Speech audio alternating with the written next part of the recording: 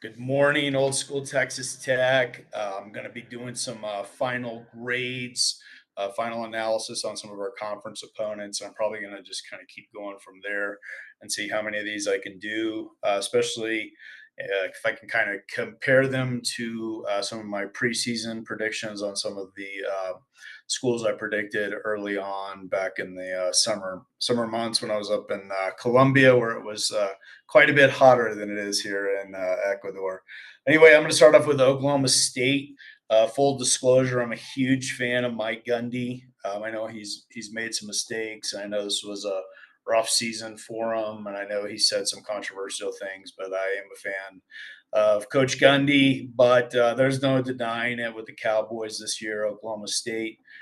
You have to give them an F this season, not winning a single conference game, winning the three non-conference games, and then going on a 9-game slide.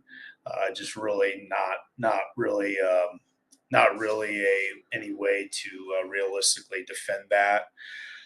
Their turnover differential for the season was -8, which is definitely not something that you see with them very often.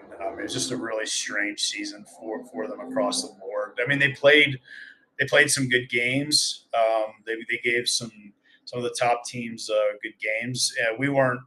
Texas Tech was not one of the top teams in the conference. We were more of like a tier team, but they gave us a run for our money up in Stillwater. I mean, it's Texas Tech winning in Stillwater is so hard. I mean, we just have a very difficult time up there, regardless, even when they're having a terrible season.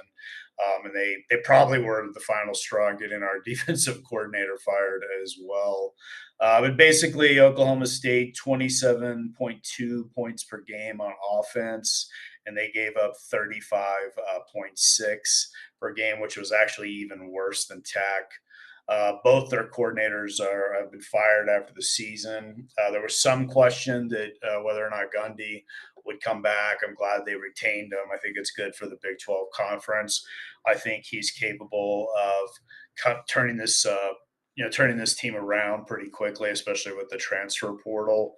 I don't know. I think there's definitely some politics going on up there. I don't really know all the details. I know he said some controversial things about the fans.